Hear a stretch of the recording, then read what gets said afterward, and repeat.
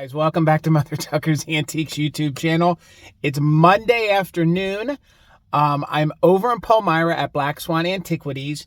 We're going to try to freshen up the booth, see how things are going.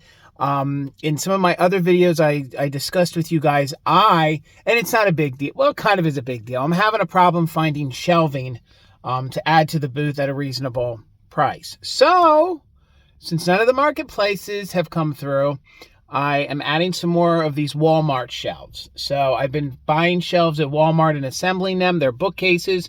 I'm going to bring in and show you what I'm going to attempt to do. I think I'm going to kind of pyramid some of these 38-inch shelves to get the look that I want, because I don't want to cover up all of my pegboard. I like to sell pictures or shelves. I like to sell like shadow boxes and things like that. So I want to make sure that I leave as much of my pegboard available so I can keep putting pictures up. So that's why I don't keep buying these. I think they're like 6 or 7 feet tall shelves. I'm getting these smaller ones. So we're going to attempt a small pyramid, and I'm also going to take a look at the booth, and I think we're just going to bite the bullet. And there's some shelves at IKEA that I've been eyeing up. So I don't know if I'm going to get to IKEA in the next couple weeks before we head out for the holiday show, the Midwest holiday show, or our vacation. But within the next month and a half, if I can't find other shelves on Marketplace or at an auction or something like that, then we're going to get these ones from IKEA. So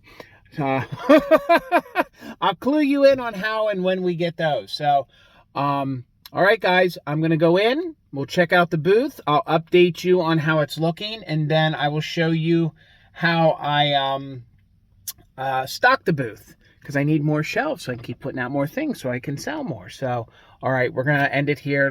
Next, we'll be inside at the booth. Guys, now we're inside. I'm really pleased. It looks like we sold some things, so I'm really excited. I did add... Here, I'm just going to turn you around. All right, guys, so here we are at the booth. I did add that Coke light. I didn't share with you guys the last time I was in. I did add that, but you can see we have some holes. I'm feeling really good and excited. So here is one of those shelves that I'm talking about, one of those bookcases. I brought 2 in with me. So I brought these 2 in here with me. So hopefully you guys can see my vision.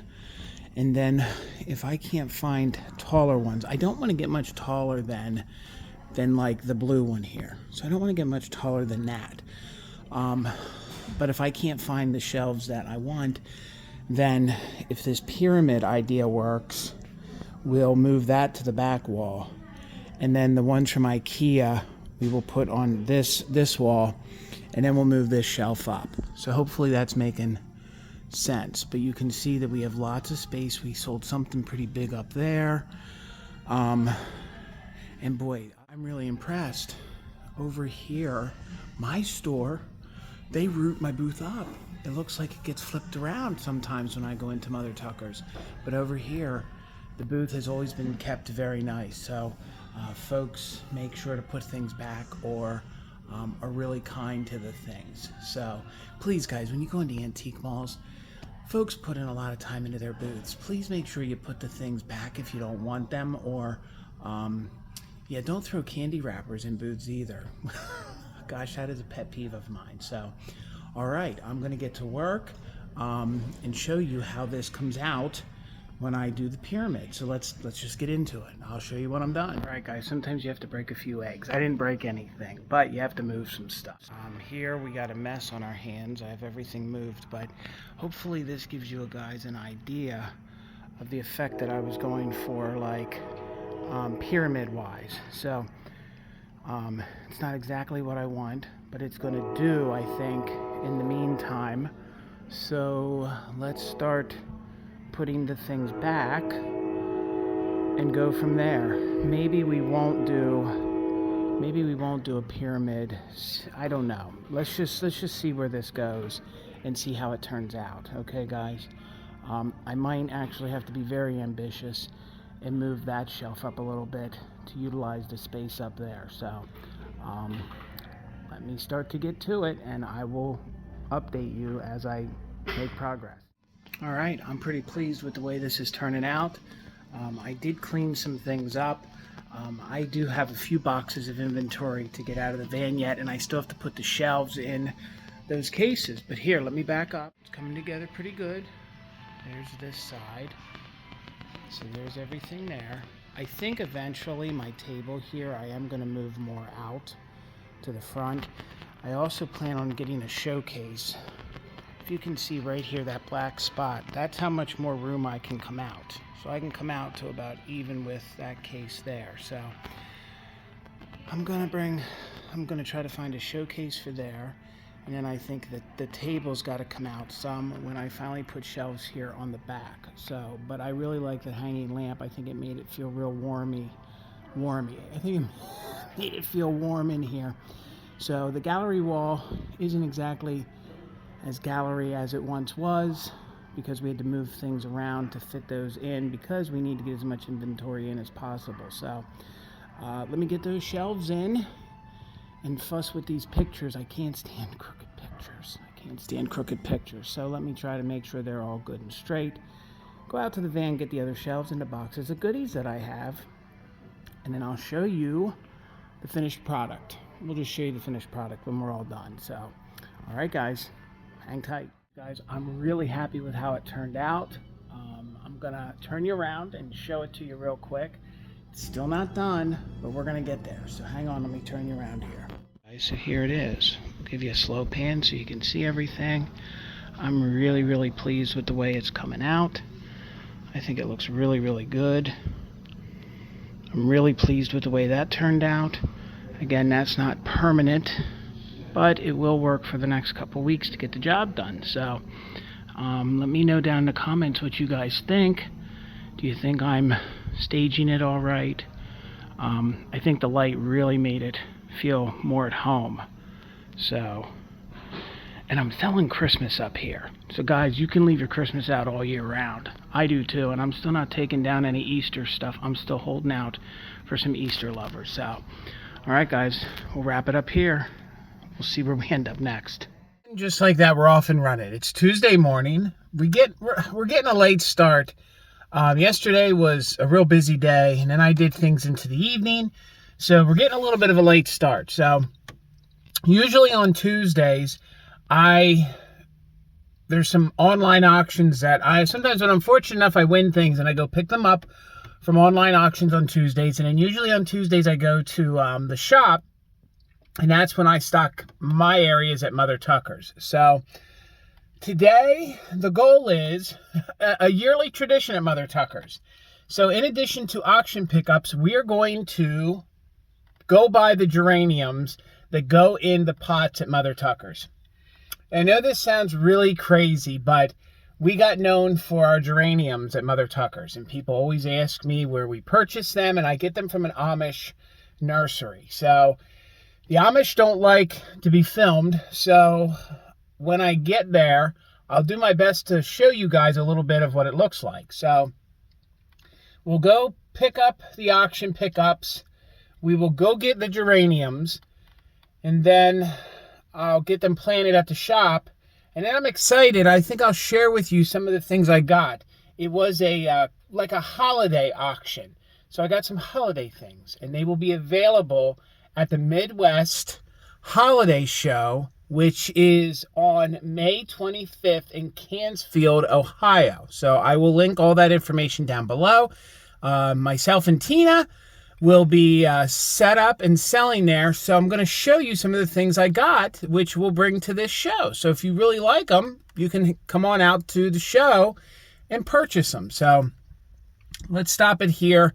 We got to get moving. And next time I'll be back, we'll probably be at the nursery and we'll be getting our flowers. So we'll be right back.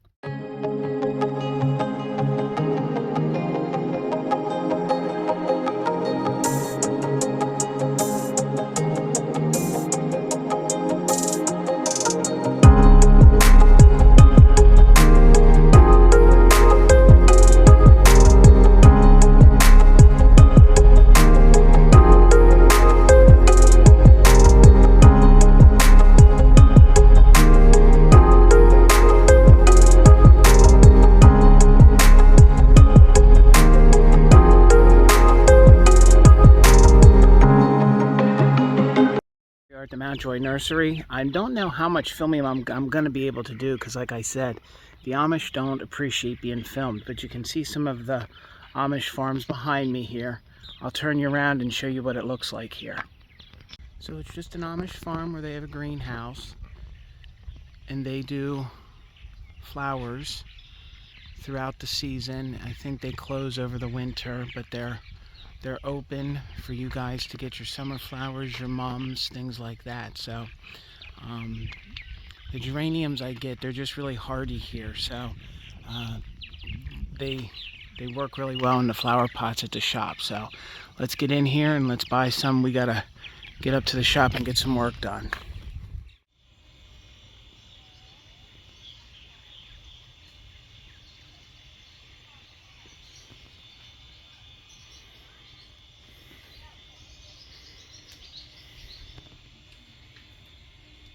They're all loaded. That came to $71.60. Even inflation has hit us with the flowers. So, but it's a tradition, and it makes the front of the store look nice, and it's curb appeal. So we'll still continue to do it. So next stop, I got 2 more stops. One of them being the auction pickup, and then I'll share with you what we're doing at the shop today. Now I'm back at the store. I went ahead and did all my stops, got a little lunch. We're going to go plant the flowers in a moment, but I wanted to show you a few things that I got that will be coming to the Midwest Holiday Show, which is on May 25th. It's out in Ohio. Again, all that information will be linked down below. But I thought I would tease you guys with some fun things that are going to be coming there. This blows my mind. So just hold on a minute. Let me turn the camera around. I was having a chat with an Amy the other day, and I was telling her about this bunny.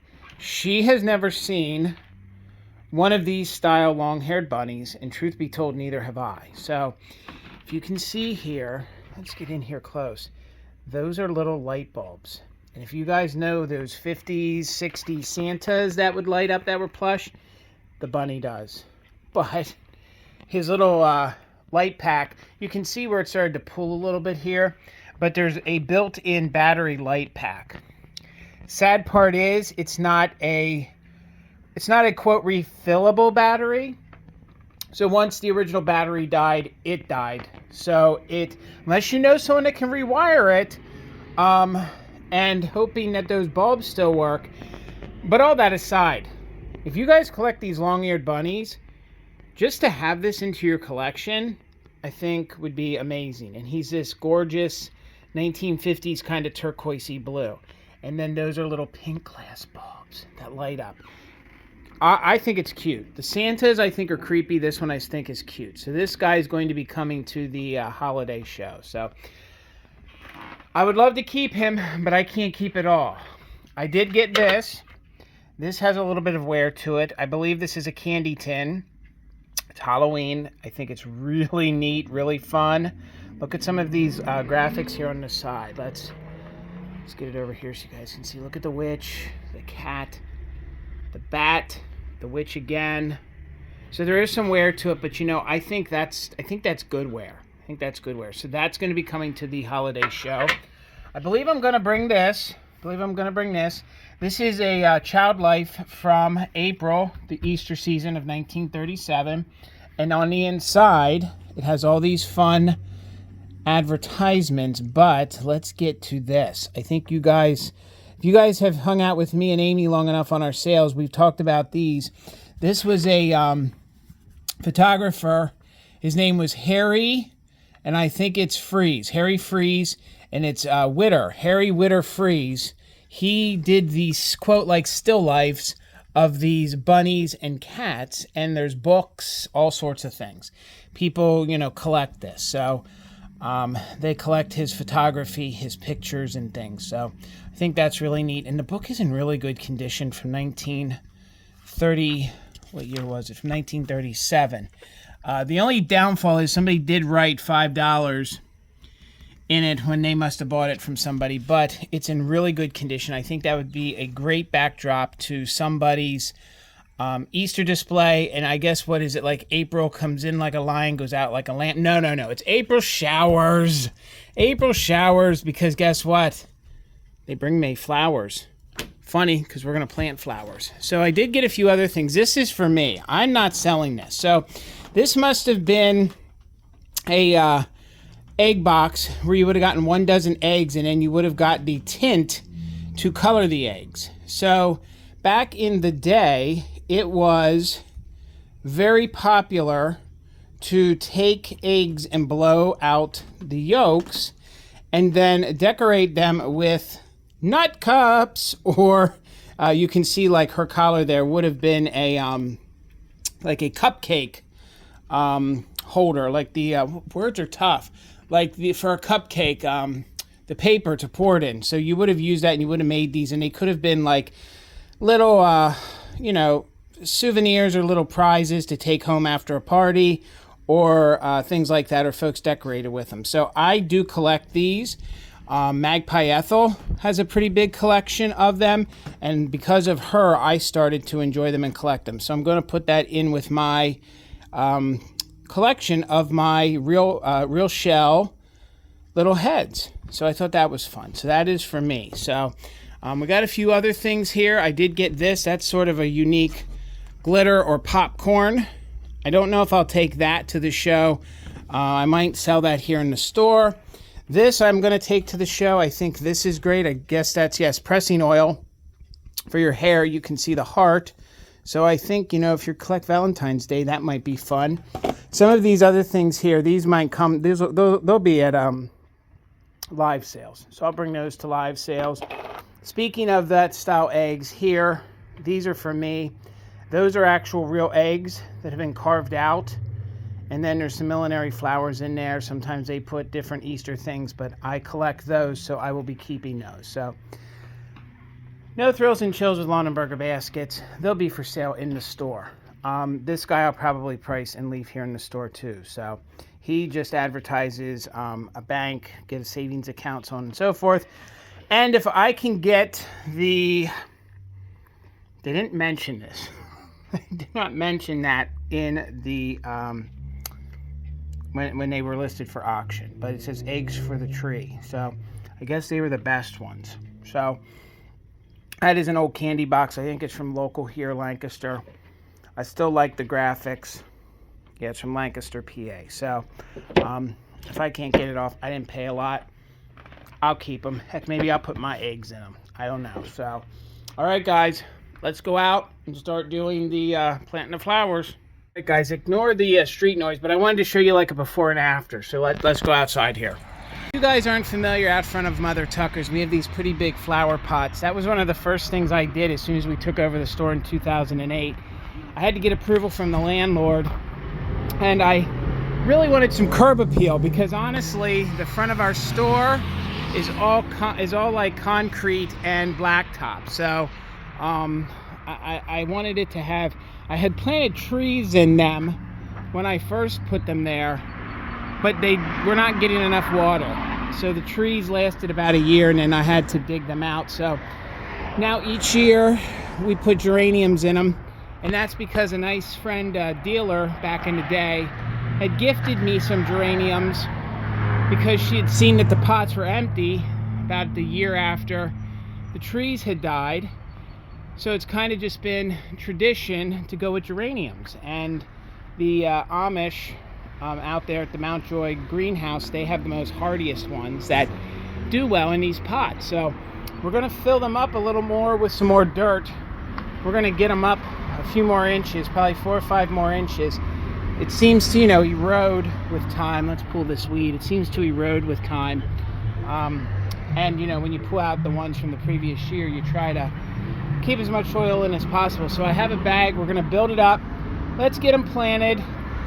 Then we'll show you what it looks like when they're done. You guys are all excited to see how the flowers turned out. So let me take you out and show you how they turned out. Hang on a minute. I'll tell you, they look really good this year. A little bit of dirt really bumped them up a little bit, and I feel like it definitely always gives more of a homey curb appeal. So hopefully once they get some growth going to them there, in a few months, they'll be like a foot taller, coming out of the potted plant. So always makes the old building look pretty good. So again, please ignore the road noise I'll tell you, this 272 here has gotten a lot busier since we took over the business in 2008. So let me go back inside here. You know, when I was out there working on the flowers, I got to thinking about a few things. A good individual can get some thought in when they're gardening. Maybe that's why a lot of people garden, I guess, to relax themselves or to do, you know, hobbies or things. And, you know, it kind of lets your mind rest a little bit. But I was out there thinking, I was thinking about the economy. I was thinking about resellers and the way things are. And I thought, you know, there was a couple things that I've learned owning this business since 2008 and being self-employed my whole life. And I thought, you know what, maybe I should just take this opportunity to just jab my jaw for a second. So there's no doubt, guys, that, let me turn this fan off. I don't want you guys to hear the background noise. Let me turn that off for a second. So there's no doubt that the economy is definitely in a rough state right now and in a slow state. And being a reseller, we do not sell things. Okay, this type of reseller, an antique vintage reseller, if you're selling shoes and shirts, that's a necessity. If you're selling ceramic kitschy salt and pepper shakers, or you're selling vintage Christmas, or you're selling depression glass or Fiesta and things like that, these are luxuries. This business then becomes no different than an RV dealer, somebody who sells boats, you know, somebody who sells ATVs, motorcycles, things like that. It's luxury items. And this business, those kind of things run on two things. They run on two things, and it's simple economics. And these were economic things that I was actually taught in high school. It runs on buyer confidence and a thing called disposable income. If you guys aren't familiar what those terms are, I don't even know if they use those terms anymore. Buyer confidence means that between the world they live in, whether it be also maybe, you know, the president, the economics, all that, whatever world they live in, they feel confident in spending. They feel like, hey, I'm all right with doing that. They're not scared. They're not nervous. Also, then, like the definition of disposable income is once all of your needs, all of your important things like your mortgage, your electric bills, once all those things are paid, whatever is left now is disposable. You can just use it for whatever you want. And when those things start to disappear, luxury items no longer hold as much value as they used to, or people aren't able to obtain them like they once did. So coming out of COVID, a lot of folks had a disposable income because they weren't going anywhere, or they weren't paying on student loans, because remember, student loans were frozen. Some were dissolved. Some people coming out of COVID didn't have to pay mortgages. They kind of put they froze those. So a lot of things you didn't need money for. So you had that extra disposable income to buy antiques and collectibles, or I don't know, maybe go get a new car, maybe, you know, put a new addition onto the house, maybe put new windows in, update your bathroom. Well, with each passing year since 2020, a lot of that has gone away, including we really suffered some really big inflation. Some things really went up in price. Some folks will tell you that that was good, that it had to regulate that way. Some will tell you that it went up too high. Whatever the case might be, coming out of that, folks started to have to pay things again, and things went up. So a lot of the Generation Xers like myself, or the millennials, things have gone up, which means they don't have a ton of extra money. So there went the disposable income like I just talked about. And I'm not getting deep into these terms. I'm not going to put I'm just being across the board. So we started then, in probably the past year or two, you rely on the baby boomer generation, the retired generation, maybe the Generation X that is closer to the baby boomers, because they still had confidence. They were like, hey, you know, my house is paid for, or I'm retired and I can go any antique, or I can go buy things on eBay, or I can go, get the bathroom done and put windows in. Well, all of a sudden now with the 24-hour news cycle, and it doesn't matter which aisle you're on, right or left, they're scaring the bejesus out of people. Plus, all this talk of tariffs and stuff has made the stock market go up and down. So now the baby boomers have watched their investment, because a good majority of them have not only their Social Security, but they have money in the stock market, and they've watched that go up and down. Now they don't have the confidence to buy anymore. So even if they have the money, they're not confident, and they don't want to spend the money. So what do we do as resellers? Well, we put on, like Tina would tell me, we put on our big girl pants. We put on our big girl pants and we get ready to weather the storm. And please remember, when you're self-employed, anything that happens politically or anything that happens economically, it always takes 6 to 12 months for it to play out. So really right now, the effects that we're feeling, that ripple in the pond almost, if you can imagine, that ripple or that wave only is now hitting the coast now.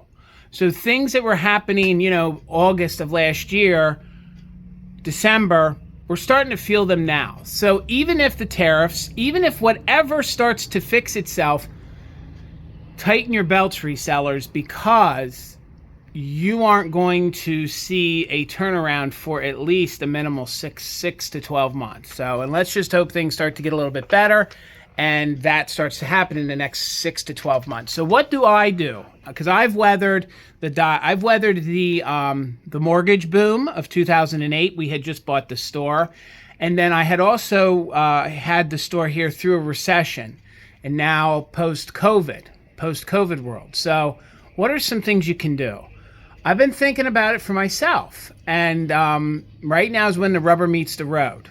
So I'm calling this personally the year of the death pile.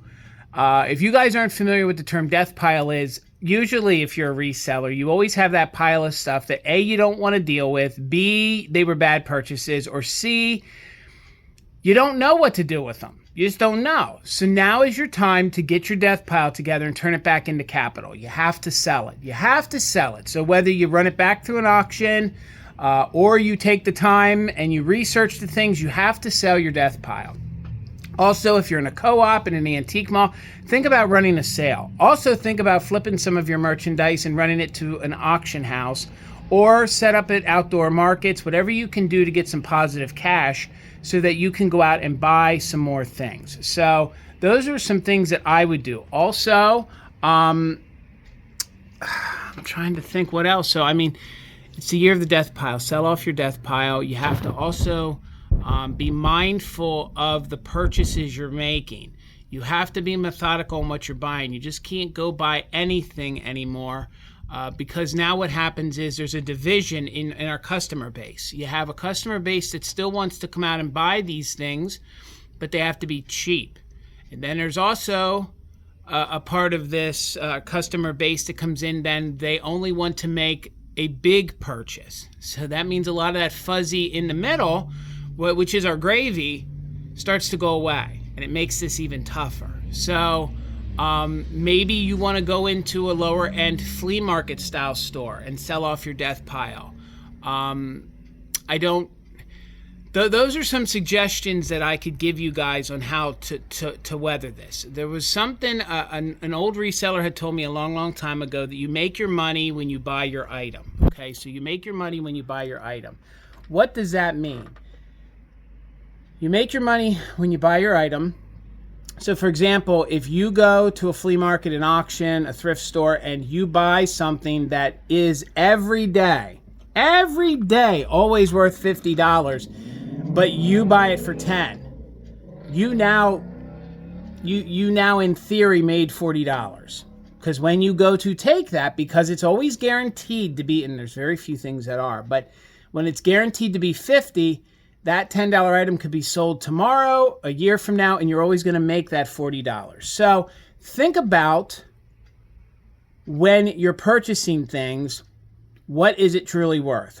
And don't go for things that are trendy. You have to go for some things that are always rock solid. And you guys might know that better than me, because that varies depending where you fall in this reseller game, or where you live. So it's all different for all different people. I also would recommend that if you're in a co-op, you need to be very mindful of your pricing. I would love to sell everything in a brick and mortar at what I see on eBay or what I see on Etsy. And we're not even going to get into the ins and the outs of Etsy to eBay. Some folks have some crazy ideas of what things are worth that sell on Etsy. But just because it's sold on eBay doesn't mean it's going to sell for that in a brick and mortar. I've heard other channels say it. I've heard other resellers say it, and I cannot echo it enough. If someone's taking the time to come into the brick and mortar, they're going to Google it at this point. They're not going to pay what it's selling for on eBay because they're not in their lazy boy with their feet kicked up. So you have to really keep that in mind. And if you guys really want to make money, you got to do the quick flip, which means if you buy something at that $10 and we know it's worth $50 all day, sell it for $30 because somebody's going to buy it real quick, and then you're going to make that money real quick, and then you can go buy more, pay bills, so on and so forth. So let me know in the comments section if you guys enjoy that little bit of discussion about business. I can get deeper into it, but that's just skimming the top. So guys, I'm just telling you, as resellers, you got to be really mindful of what you're paying for the items when you buy them, because right now you can't afford to make a big mistake. You got to really know what you're doing, because I don't think that this economy is going to right itself probably until the fall. Until the fall, and if not, then next year. So those are just some things I do. I have decided in the garage, anything that I have in my death pile or on that, I need to get in it and sell it. It may not be the look I'm going for, what I'm doing, but I need to get it sold because I need to turn it back into cash or capital, and I need to use that to perpetuate myself forward in business. So hopefully that helped you guys. And I think that's a positive spin on it. It's just the reality of the business. So I'm going to wrap it up here. We'll see what we do tomorrow. I think this video might be a little too long. But yeah, so let's end it here. And I'll probably see you on Wednesday. Guys, welcome back. I didn't film today at the shop. Today is Wednesday, and I just got home, so I look like... God, I don't look the best, so don't judge me, but I thought we would end on a high note, and let's go in. Miss Anna Banana has been in her room now for a couple hours. Tina was in there, so let's go and say hello to Anna, and then we'll wrap up this week's video. The gate is on its way, so the gate, we should be instituting that in the next couple days. So we'll see how it goes. So let's go see Anna. She's gonna come running. There's Miss Anna Banana. Miss Anna Banana. Come on, Anna. You can't go out. Hello. Come on, Anna. Let me turn the light on. Whoa, whoa, Anna. Oh, you're a slippery little girl. Hold on. Let me get the door here. Hold on. Anna, everybody wants to say hello to you. Say hi. Say hi, everybody. I'm doing so good. Say hello, Anna. Say hello, Anna.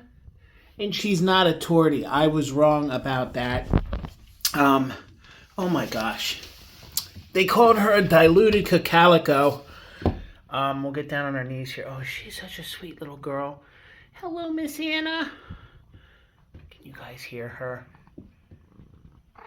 Oh, everybody loves you. All right, guys. I think we're going to wrap it up here with a little Anna Banana purring and giving loves. If you made it this far, thank you so much. Please subscribe to the channel if you would. If you like the content that we're putting out, please hit the thumbs up button and leave a comment down below. Let me know what you thought about me talking business. I want to know your perspective. Put that down below. And Anna says hello and goodbye, everybody. Say goodbye, everybody. Say hi, Miss Anna. Say like and subscribe, everybody. All right.